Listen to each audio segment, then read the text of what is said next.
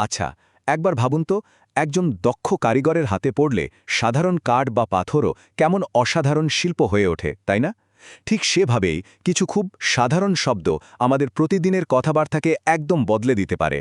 আজ আমরা দেখব কিভাবে কয়েকটি ছোট কিন্তু শক্তিশালী শব্দ ব্যবহার করে ইংরেজি বাক্যকে আরও অনেক বেশি প্রাণবন্ত আর অর্থবহ করে তোলা যায়।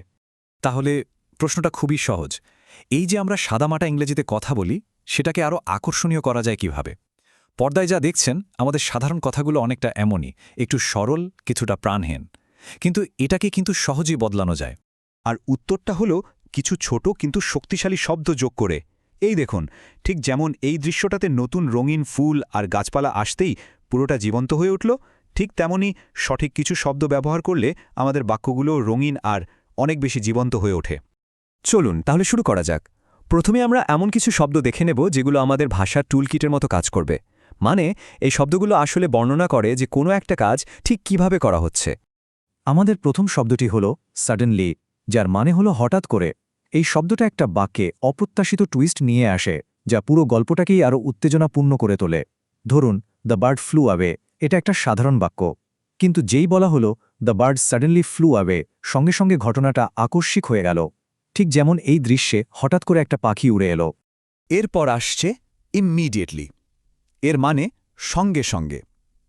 এই শব্দটা একটা কাজের মধ্যে বেশ জরুরি ভাব আর গতি যোগ করে। যখন কেউ বলে I road to him immediately, তখন এটা পরিষ্কার বোঝা যায় যে কাজটা করতে এক মুহূর্ত দেরি করা হয়নি। কুইকলি শব্দটার মানে হলো তাড়াতাড়ি। এটা মূলত কাজের গতির উপর জোর দেয়, যা দিয়ে দক্ষতা বোঝানো হয়।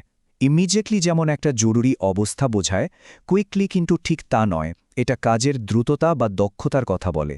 যেমন she finished her work quickly, এই বাক্যটা শুনলে তার কাজের দক্ষতা বোঝা যায়। আগের শব্দটার একদম উল্টো হল স্লোলি, মানে আস্তে আস্তে। এই একটা শব্দ কিন্তু পুরো বাক্যের মেজাজটাই বদলে দিতে পারে। এটা দিয়ে যত্ন, সতর্কতা বা একটা শান্ত, ধীরে সুস্থে করা কাজ বোঝানো হয়। এই দেখুন, কাগজের শামুকটা যেমন ধীরে ধীরে এগোচ্ছে, এই শব্দটাও ঠিক তেমনই একটা ধীর গতির অনুভূতি তৈরি করে। আর এই ভাগের শেষ শব্দটি হল প্রপারলি, মানে সঠিকভাবে। কথাকে পরিষ্কারভাবে বোঝানোর জন্য এটা কিন্তু খুব জরুরি একটা শব্দ। এটা দিয়ে বোঝানো হয় যে কোনো কাজ ঠিক নিয়ম মেনে সঠিক উপায়ে করা হচ্ছে, যা আমাদের বক্তব্যকে আরও স্পষ্ট আর নির্ভরযোগ্য করে তোলে। বেশ, এবার আমরা এমন কিছু শব্দ দেখব যেগুলো দিয়ে আমরা কোনো কথায় কতটা নিশ্চিত সেই ভাবটা প্রকাশ করতে পারি। প্রবাবলি মানে সম্ভবত। এই শব্দটা দিয়ে বোঝানো হয় যে কোনো কিছু হওয়ার সম্ভাবনা খুবই বেশি, কিন্তু 100% নিশ্চিত নয়।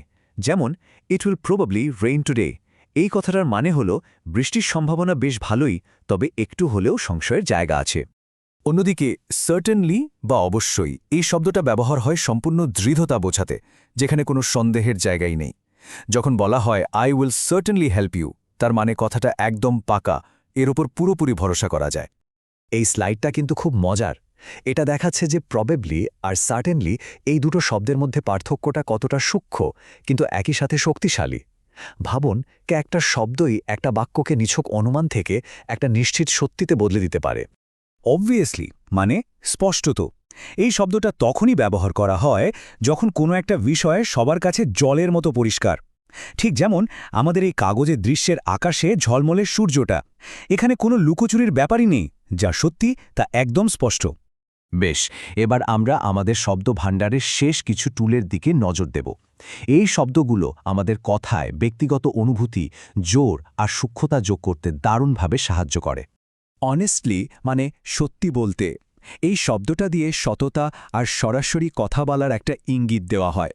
এটা ব্যবহার করলে শ্রোতার সাথে একটা আস্থার সম্পর্ক তৈরি হয়, কারণ এর মাধ্যমে বক্তা নিজের আসল মতামতটা কোনো ভনিতা ছাড়াই প্রকাশ করছেন।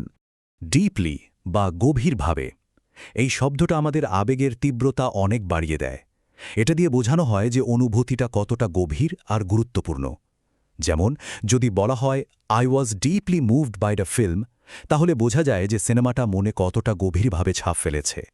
কোনো একটা নির্দিষ্ট জিনিস বা পছন্দের কথা আলাদা করে তুলে ধরার জন্য স্পেশালি বা বিশেষভাবে এই শব্দটা একেবারে পারফেক্ট।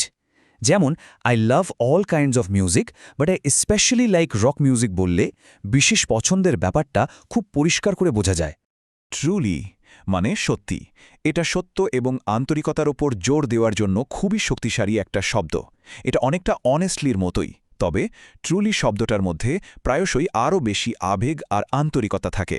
যেমন আই এম ট্রুলি গ্রেটফুল বললে কৃতজ্ঞতাটা আরও গভীর মনে হয়। তাহলে আমরা আলোচনার একদম শেষের দিকে চলে এসেছি। মূল কথাটা হলো, এই যে ছোট ছোট শব্দগুলো আমরা দেখলাম, এগুলো ইংরেজি ভাষার যে কোনো শিক্ষার্থীর জন্য একটা শক্তিশালী হাতিয়ারের মতো। এগুলো শুধু শব্দ নয়, এগুলো আমাদের কথার আসল শক্তি। তাহলে এই শব্দগুলো কেন এত জরুরি? কারণ এগুলো আমাদের কথায় স্পষ্টতা নিয়ে আসে, সূক্ষ্ম ভাব প্রকাশ করতে সাহায্য করে, আত্মবিশ্বাস তৈরি করে, আর সব মিলিয়ে আমাদের কথাবার্তাকে অনেক বেশি জীবন্ত করে তোলে। এর ফলে আমাদের যোগাযোগ আরও কার্যকর এবং অভিব্যক্তিপূর্ণ হয়ে ওঠে। আর দেখুন, পুরো আলোচনার মধ্য দিয়ে আমাদের এই কাগজের দৃশ্যটা এখন কি দারুণ সুন্দর আর সম্পূর্ণ হয়ে উঠেছে। ঠিক এভাবেই এই শব্দগুলো আমাদের কথাকেও সম্পূর্ণ করে তোলে। এখন প্রশ্ন হলো, আজকের এই আলোচনার পর এই শক্তিশালী শব্দগুলোর মধ্যে থেকে প্রথম কোনটা ব্যবহার করা হবে?